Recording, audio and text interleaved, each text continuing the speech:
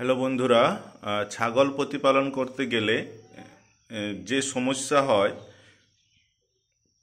অর্থাৎ যেসব সমস্যাগুলো দেখা যায় তাদের মধ্যে একটি অন্যতম সমস্যা হলো উকুন বা কেতর। আমরা বিভিন্নভাবে বলি ছাগলের উকুন বা কেতর।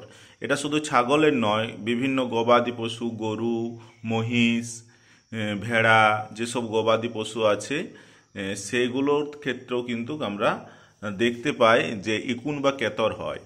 এই ইকুন বা কেতর যদি আপনার ছাগলের বা গরুর বেশি পরিমাণে হয়ে থাকে তাহলে কিন্তু আস্তে আস্তে ছাগল বা গরুর গ্রোথ আস্তে আস্তে কমতে থাকবে এবং রোগাগ্রস্ত হয়ে হয়ে যাবে। তার বৃদ্ধি হবে না, ওজন কমে যাবে, এই সমস্যাগুলো দেখা যাবে। তাহলে এই ইকুন বা কেতর যেগুলো, সেগুলো নির্মূল করার জন্য আমাদেরকে বেশ কিছু ওষুধ ব্যবহার করতে হয়। তার মধ্যে যে ওষুধটা ব্যবহার করতে হয় সেইটা আপনাদেরকে দেখাচ্ছি, দেখুন। এটা হচ্ছে পোরন প্লাস।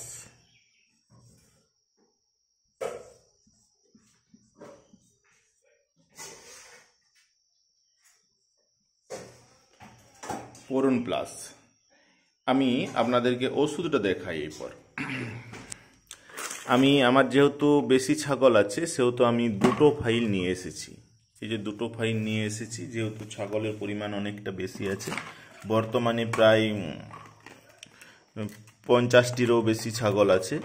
তো সেই ছাগলগুলোর জন্য দুটো ফাইল নিয়ে এসেছি। এক একটা ফাইল হচ্ছে আপনার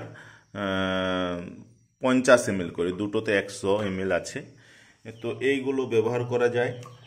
আমি আনবক্সিং করে দেখাই, দেখুন কি কি আছে, দেখুন।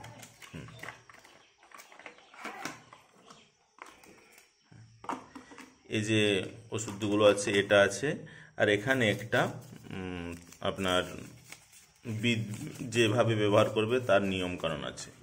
এই নিয়মকানুনটা দেখুন, এখানে আছে যে গরু হোক বা মহিষ বা ছাগল, ভেড়া যার হোক, মাথার শিং থেকে একদম মেরুদণ্ড বরাবর লেজ পর্যন্ত ব্যবহার করবেন। মাথার শিং থেকে একদম লেজ বরাবর ব্যবহার করবেন। যে জায়গাগুলোতে গরু বা মহিষ বা ছাগল তাদের নিজের মুখ নিয়ে যেতে পারবে না, যেহেতু এটা একটা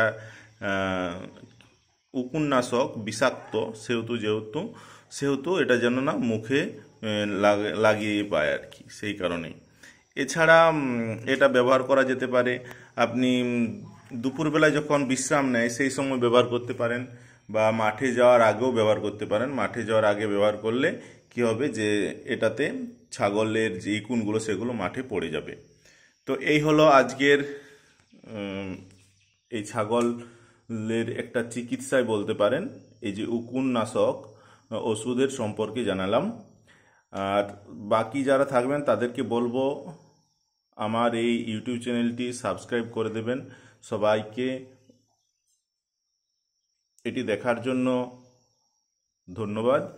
আর সবাই সাবস্ক্রাইব করে দেবেন যদি কারো কাজে লাগে। ধন্যবাদ।